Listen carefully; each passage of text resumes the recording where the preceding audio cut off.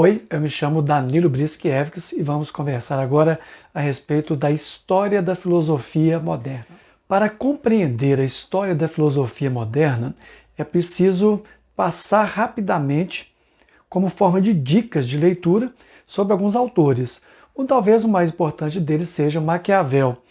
No período renascentista, Maquiavel escreve O Príncipe, a sua principal obra, que é publicada em 1527, e o Príncipe cria uma forma nova de lidar com a política. A política então se torna ciência política. A ciência política de Maquiavel é uma ciência política baseada na análise da tradição política ocidental, especialmente a romana, na caracterização de como essa política funcionava e, acima de tudo, em modelos operacionais práticos de como resolver situações políticas. É por isso que Maquiavel é um marco na história do pensamento ocidental ou da filosofia política ocidental. Por que ele é moderno? Porque o método de fazer ciência política é totalmente inovador. Olhar para o passado, entender a conjuntura política e aplicar conceitos e fundamentos para solucionar conflitos políticos. Nesse caso, Maquiavel vivia em Firenze, na Itália, e por conta disso, ele também participou da configuração do capitalismo local na Itália. Nós temos que lembrar, por exemplo, que Firenze, em português Florença, é a cidade onde nós tivemos a atuação do grande artista, do grande inventor, construtor, Leonardo da Vinci. O Príncipe, a obra máxima de Maquiavel, retrata então uma metodologia, uma forma de perceber como se deve fazer política. Nesse caso, nós temos que a noção de Maquiavel é entender o papel do povo, entender o papel do governante e como esse jogo político vai se dando. A dica para entender Maquiavel é perceber que ele cria, a partir de O Príncipe, uma forma de perceber qual a melhor maneira de governar e qual aquela que se aplicaria melhor em determinados contextos pelo mundo afora. O segundo grande autor que não podemos ficar sem citá-lo na filosofia moderna ou na história da filosofia moderna é Thomas Hobbes, que escreveu Leviatã, a sua mais importante obra. O conceito político de que o Estado ele é gerado a partir da dissolução do término da contenção da violência por um contrato. E esse contrato é chamado, então, o contrato que dá fim à animalidade, à incivilidade, à barbárie e aí por diante. A famosa frase de Hobbes é aquela que a gente repete sempre nos cursos de filosofia. O homem é o lobo do homem. Isso no chamado momento de estado de natureza. Estado de natureza é um conceito típico da história política moderna, em que nós temos então uma compreensão de que antes de passar pela educação ou instrução pública, ou antes de ter bons costumes, o ser humano está fadado a repetir como um animal qualquer, não civilizado, gestos, atos que são totalmente voltados para matar o próximo, assassinar, roubar e por diante.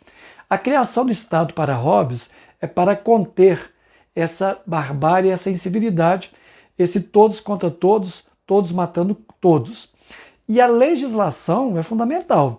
O Estado é criado a partir da concepção de que um soberano colocaria limites a essa barbárie, a essa animalidade, todos contra todos, o homem é o lobo do homem, o Estado então se torna um todo-poderoso e a figura do soberano, de certa maneira, representa a possibilidade de conter a sociedade civil naquilo que teria de mais bárbaro. A briga, a luta, a disputa entre sociedade civil e Estado está muito presente em Hobbes. A figura do Estado regido por um soberano representa, então, a possibilidade de conter instintos animalescos da população civil. Nesse caso, nós temos Maquiavel, que é um republicano, e nós temos Hobbes, que é um absolutista, alguém que flerta bastante com o poder de um soberano, nesse caso de uma monarquia. Então Hobbes e Maquiavel contrastam na sua concepção de filosofia política. Entendendo bem, quando Maquiavel retrata a política a partir da sua ciência política, ele está retratando, na verdade, a ciência política republicana, onde se deve valorizar o bem comum, o sossego público e aí por diante. Por outro lado, nós temos aqui a compreensão de Hobbes, que é uma compreensão um pouco diferente, de que o monarca, um soberano com poderes absolutos, poderia então conter os descaminhos civilizatórios daquela população. Isso é uma dica para entender como a filosofia política ressurge dentro da modernidade. Ou seja, a história da filosofia moderna é uma história também do pensamento liberal na política, do liberalismo e aí por diante. Outra forma de entender a história da filosofia na modernidade é a oposição entre empirismo e racionalismo. De um lado nós temos a teoria do conhecimento, como nós conhecemos, para René Descartes, e René Descartes vai dizer para nós que nós conhecemos a partir de ideias inatas. É uma retomada do pensamento racionalista platônico, e nesse caso, o pensamento cartesiano é um pensamento de ideias que surgem quando a mente é criada no corpo. Ou, se quisermos, a alma teria então uma compreensão, um conjunto de compreensões, que a gente poderia chamar de universais, que vem com essa alma. No momento que ela se reencarna num corpo, ela pode então desenvolver no corpo, através do uso dessas ideias inatas, ela pode colocar para fora as ideias que trouxe. Então eu conheço a partir daquilo que me é inato. Eu já nasci com os fundamentos de como conhecer o próprio mundo. Isso é inato, nasceu comigo. Basta então lembrar dessas questões, lembrar desses universais, conceitos, normas, termos e aí por diante. Esse é o papel, por exemplo, da educação. Então conhecer é lembrar, é rememorar.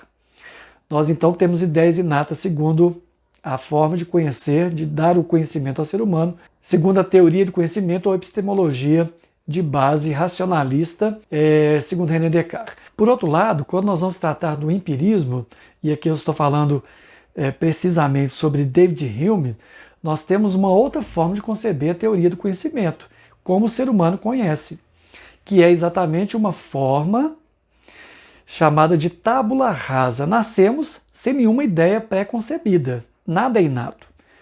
Nós vamos sendo estimulados com o passar do tempo a ter noções, a dar nome às coisas, a conceituá-las, mas acima de tudo, na concepção empirista, eu aprendo a partir da percepção que eu tenho desse conjunto que é o meu próprio corpo. Então os meus sentidos orgânicos são organizados por minha mente, essa mente organiza e aprende. O que acontece com isso? Uma noção muito interessante. Ideias mais simples vão gerar ideias mais complexas. Mas é importante precisar aqui no pensamento de David Hume que é preciso o tempo todo atualizar o objeto de pesquisa, de estudo, como, por exemplo, aquela noção de que, com o passar do tempo, as ideias se enfraquecem. Então, a melhor maneira de aprender é estar diante do objeto, porque, estando diante do objeto, eu tenho uma percepção, uma experiência desse objeto que vai se transformar numa ideia simples ou talvez uma ideia complexa. Nesse caso, o pensamento humeano é um pensamento muito voltado para a noção de que seres humanos precisam experimentar para aprender e para conhecer. Diferentemente de Descartes, que as ideias são inatas, é preciso então despertar. Ora, então a filosofia moderna, ou a história da filosofia, nós temos vários autores, então eu dividi para vocês aqui a questão política, Maquiavel e Thomas Hobbes, e do outro lado o empirismo, de David Hume.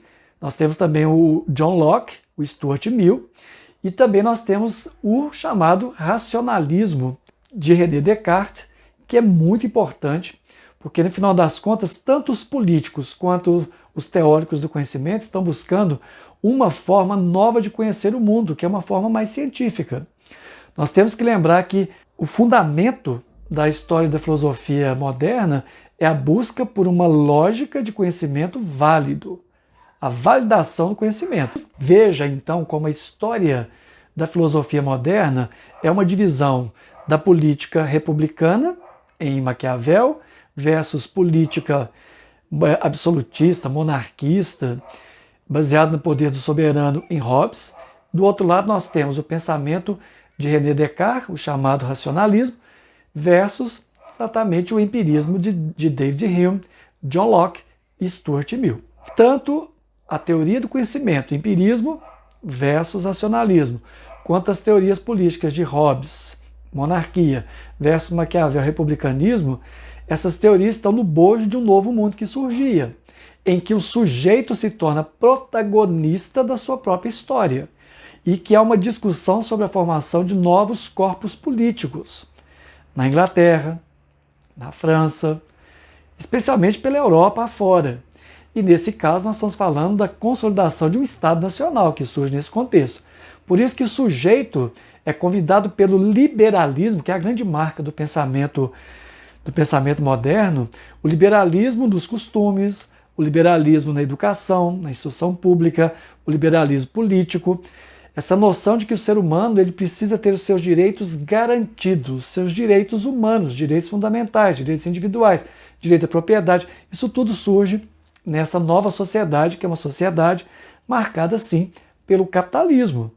Os valores capitalistas predominam. Então nós podemos dizer que a discussão sobre a teoria do conhecimento e a discussão política são teorias e conhecimento que vão ajudar o capitalismo também nas suas bases econômicas e no seu desenvolvimento pelo mundo afora. Inscreva-se no nosso canal, curta, compartilhe e até a próxima.